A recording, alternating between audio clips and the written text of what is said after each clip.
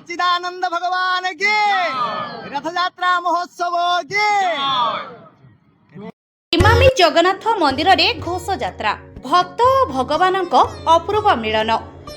भक्त भगवान अपूर्व मिलनर महापर्व हेउछि पवित्र रथ यात्रा। सारा ओडिशा रे घोष यात्रा धूमधाम रे चलिथिबा बेले बालेश्वर स्थित प्रसिद्ध रेमुणा इमामी जगन्नाथ मंदिर रे मध्य बेस आडंबर सहकारे रथ यात्रा अनुष्ठित होई जाइछि। भाई बलभद्र और भौणी सुभद्रा को सांगरे धरी माउसी घर को बाहरिछंती कालिया सांत। भक्तों गहन रे रथ उपरे विराजमान होई जगतर नाथ श्री जगन्नाथ आज माउसी मां मंदिर अभिमुखे यात्रा करिछंती। बड़ भाई और गेली भौणी सह प्रभुंकर एही रथ यात्रा भक्तों मनरे एक आध्यात्मिक सिंहरण सृष्टि करिछि। हजार हजार श्रद्धालुंक जय जगन्नाथ ध्वनि रे रेमुणार इमामी जगन्नाथ मंदिर परिवेश वैकुंठपुरी रे परिणत होइथिला।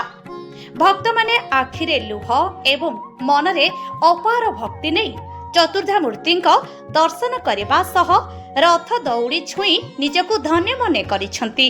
सबुठारु रोचक दृश्य सेतेबेले सामना को आसीथिला जेतेबेले रथ यात्रा समय रे प्रबल वर्षा होइथिला। तथापि भक्त माने निज स्थानरु विच्युत होई नथिले।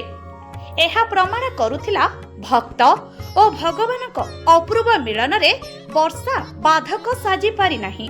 तेबे ही पवित्र रथ यात्रा रे भक्त माने कोन कहउचंती आसंतु सुनिबा।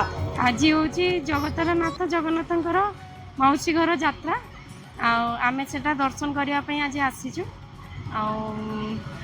ये सब भक्त मैंने आज एमती आसी मुझे मध्य आसी नाई टाणी ना टणा चलो आज्ञा निहाती से भाग्य थे से दौड़ी मिले नहले तार दौड़ी की छुई पारे ना। रथयात्रा को आसिक बहुत खुशी लगुच माने हमको विश्वास भी होनी जे एते वर्षा भी होतला ना तो आमे भाबिलु कि जाई परिबु न जाई परिबु तो आमे पूरी न जाई पारले भी इमामी आसु तो से बहुत खुशी। तो पूरी भली जगन्नाथ जगन्नाथ तो सबुठी अच्छी तो आम जो जगह को गले भी किंतु तांको दर्शन हो पारे से आम बहुत खुशी अच्छे। जय जगन्नाथ थैंक यू। देखु इमामी जो परिवेश आपण मैंने समस्ते देखुए लोक मैंने केते परिमाण खुशी अच्छा आठी इमामी जगन्नाथ मंदिर दीर्घ 20 वर्ष पाखापाखि है सेबेठू प्रति वर्ष रथ यात्रा बहुत धूमधाम हुए। मुझे प्रति वर्ष आसे आठी आमे हुए तो पूरी जाई न पारू पूरी आमठू बहुत दूर अच्छा पुरी रे जो जगन्नाथ महाप्रभु आमर तो पूरी जगन्नाथ आप जानते 4 धाम भितर गोटे धाम रे भी जाउछंती किंतु आमे इमामी जगन्नाथ मंदिर रे जो रथ रे ठाकुर को देखिले आमे से पूरी भले आमको अनुभव हुए। बहुत खुशी लगे बहुत आनंद लगे। लोक मैंने भी आसती हजार हजार लोक रथरू गुंडीचा पर्यंत बाहुड़ा यात्रा पर्यंत हजार हजार लोक आसती जो गुंडीचा माँ मंदिर रे रथ ठाकुर रुहंती सेठी भी प्रतिदिन संध्यारे तांकर विभिन्न प्रकार कार्यक्रम हुए। बहुत लोकंकर समागम हुए। बाहुडार भी बहुत लोक हुंती रथरे सुनावेश हुंती। आउ सबुठुर बड़ कथा पूरी मंदिर रे जो नीतिकांति अनुसार जहाँ भी एठी हुए एठी भी सेया ही सेम प्रकार नीतिकांति सब हुए। तेणु आमे पूरी न जाई पाले भी एठी जगन्नाथ महाप्रभु को देखी आमे पूरी भलिया ही हमको फीलिंग्स आसे पूरी भलिया ही हमको खुशी लगे। जय जगन्नाथ। ओम नीलांचल निवासाय नित्याय परमात्मने बलभद्र सुभद्राभ्याम श्री जगन्नाथाय ते नमः। जगन्नाथ चतुर्धा मूर्ति को आदौ प्रणाम करी आम्भे जगन्नाथ बाबद किसी जानवा चाहबू। या तो कहतु कौन जानवा चाहूँ?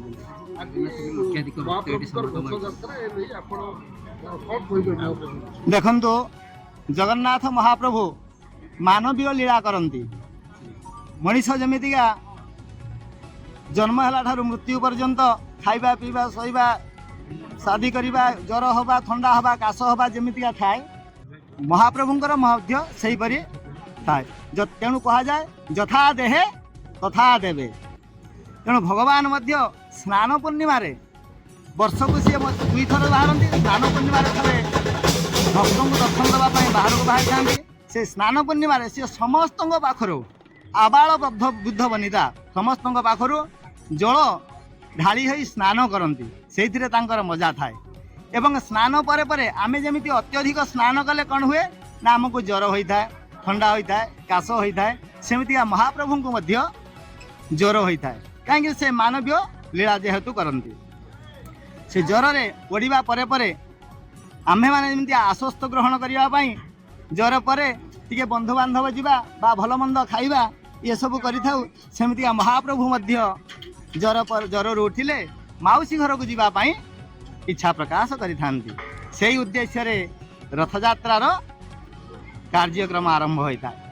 ये रथयात्रा जगन्नाथ महाप्रभु निजे जीवा सहित तांकर बड़ भाई बलभद्र देवता एवं भौणी सुभद्रा सहित सपरिवार केवल महालक्ष्मी को न नहीं सी जाइथांती गुंडीचा रानी घर को यह आम रथयात्रा बोली कही था ए गुटी पहंदी होता है प्रभुंकर नीतिकांति जमीतिका हवा कथा आपणकर यथाविधि अनुसार आम नीतिकांति करूँ एवं रथयात्रा आरंभ करि थाउ।